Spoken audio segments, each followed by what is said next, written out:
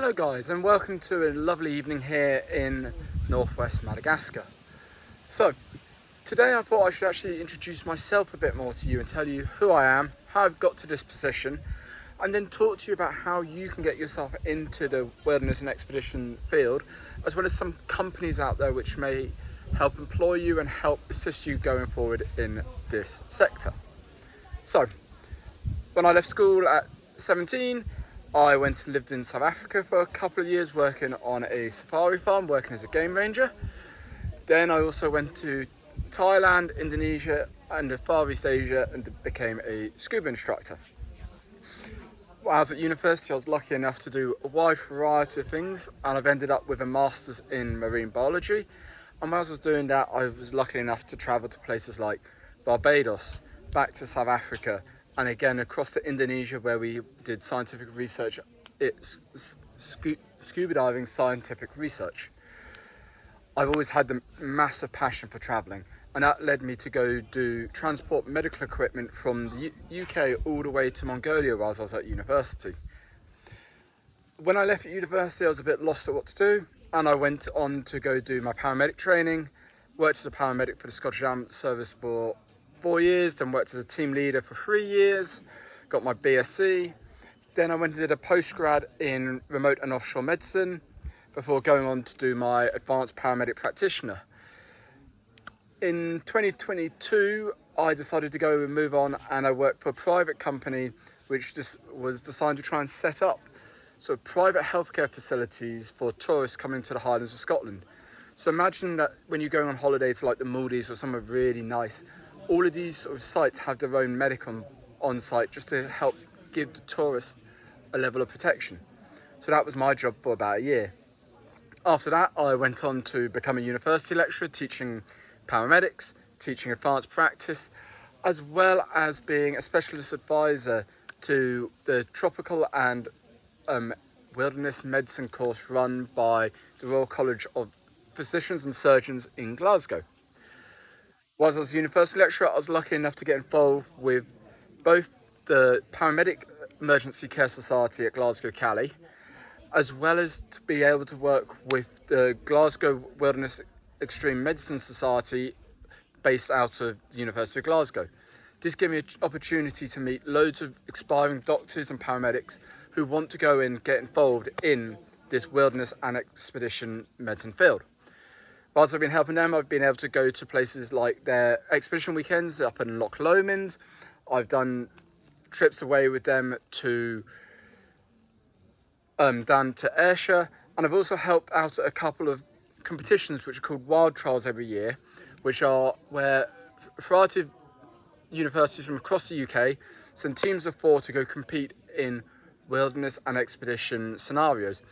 And these scenarios could be anything from a car crash in the middle of the jungle, to scuba incidents, to even to major incidents like a plane crash. All of these have been really fun, and if we've got any student doctors who ever want to see this, I strongly advise that you get involved with your wilderness and extreme medicine societies. So that's me in a nutshell, and now I'm currently working for the Royal Lifeboats, doing their clinical training, and that has given me the opportunity to come out here and take some time off to go do this expedition out here in Madagascar. So that's a lot about me. As you can see, I've got a wide variety of backgrounds, and I think that's what makes getting into wilderness and expedition medicine so key, is having that wide variety of different backgrounds. I've worked in scuba, so I've worked onshore, offshore, in the water.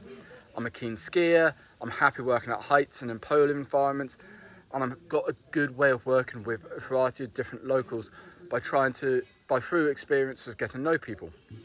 So that's all about me. You're probably very bored of hearing about me, so you probably want to know how you can get yourself involved in this sort of field.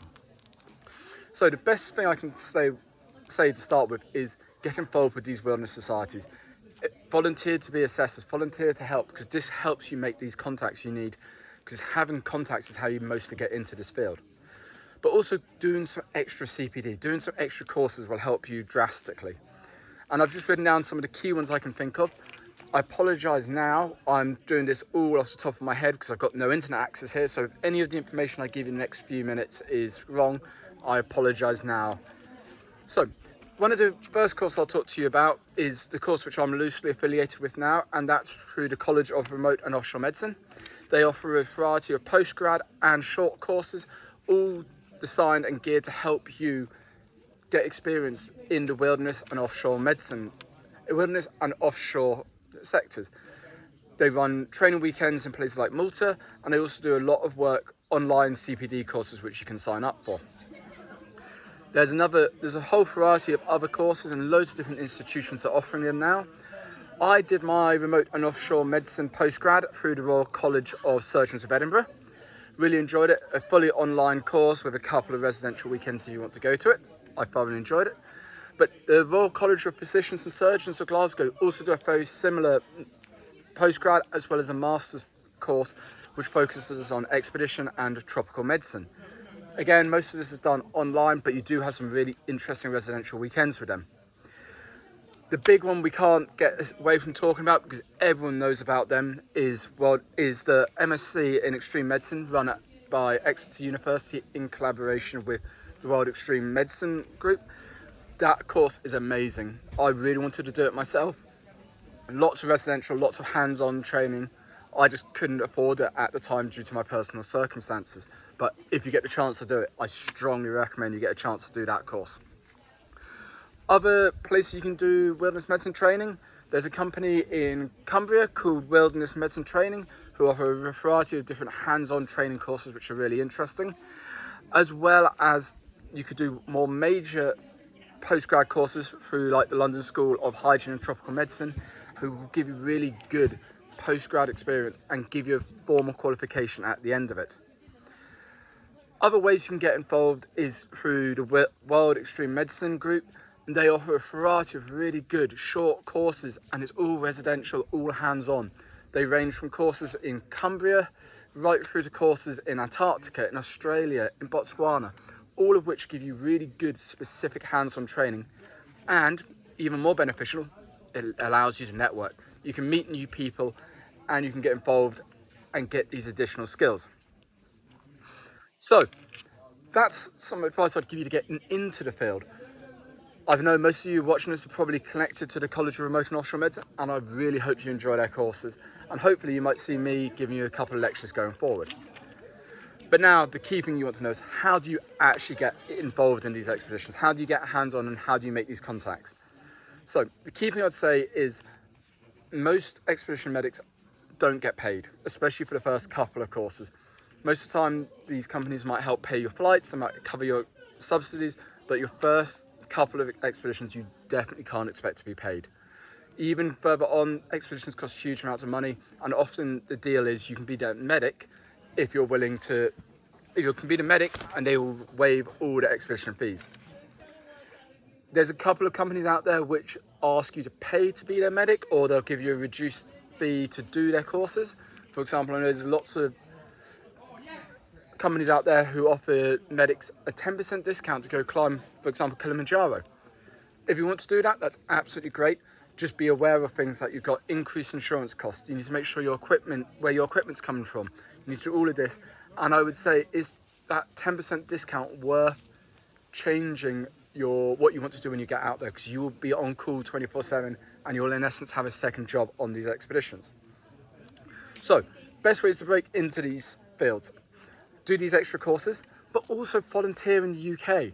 There's a couple of really good companies out there, for example, like Trail Medicine or Global Expedition Medics, all of which help do volunteer things and courses in the UK which they need medics at to help staff and to help protect the participants. Volunteer for these, get your name out there and get people to know who you are. Other things I'd suggest you do is get involved with one of your local volunteer groups. Mountain Rescue, the RNLI, I've got to say RNLI because I work for them, great company, come see me. Or the Coast Guard. All of these can help you make contacts, and they show that you're willing to give up your time and your skills to come and help other people. That is a key thing. But going forward, once you've got this experience, once you've got these courses, you'll want to do expeditions and get out there. Go somewhere weird and wonderful like I am. So the first one I'm going to say is where I'm currently sitting. Thank you, Operation Wallacea, for having me. I'm really enjoying being out here in Madagascar. They've got scientific research sites in Honduras and Costa Rica, in Indonesia, all of which need medics. So reach out to them and they'll hopefully get you involved in their process going forward. Again, this company they don't pay you, but they'll help cover your flights, your expenses, all of that sort of stuff. But reach out to them. I'm having great fun out here. So let's talk about some of the other big ones. The Royal Geographical Society. Become a member there, become a fellow there, and it helps open up so many doors. And that's a really good place for courses and medics requirements to be advertised. Same with the World Extreme Medicine portal. If you do one of their courses, you make new friends, and this can help get you involved in the expedition sector. If you're a doctor or nurse, unfortunately paramedics, we can't do this quite yet, you could join MSF, Médecins Sans Frontières, or Doctors Without Borders. This is a great way to get out there and get hands-on and do some humanitarian work. There's other companies such as Rayleigh, who do really good expeditions which quite often need medics. Have a look at their website, huge list of things they need out there, and they will help guide you in the right place. Or one of the companies which I applied for a few years ago but didn't get lucky enough to get selected for, it is paid work but it's long-term work, could be the British Antarctic Survey. They're always looking for people to go out and work in Antarctica, and it is such a unique experience. I would love to do it myself. There's a couple other ones we could talk about. For example, Pole to Pole. This is a company here which helps provide doctors and paramedics and nurses to go out and do these expeditions. This is a key thing I'd like to reiterate to all of you guys, is you don't need to be a doctor. Paramedics, nurses, physios, all of you can apply for these because you all bring your own unique skills and we're all working together to make these expedition works.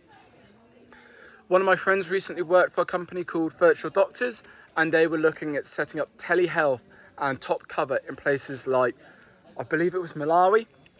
Really good company to work for, trying to help the local indigenous, trying to help the local people try and help set up better healthcare facilities.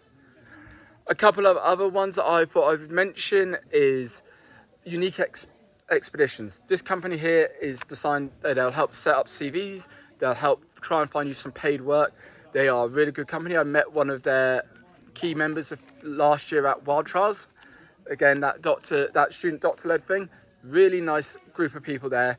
They're just trying to help find people like us, expedition medics, who want to get out there, get some paid work, get some experience.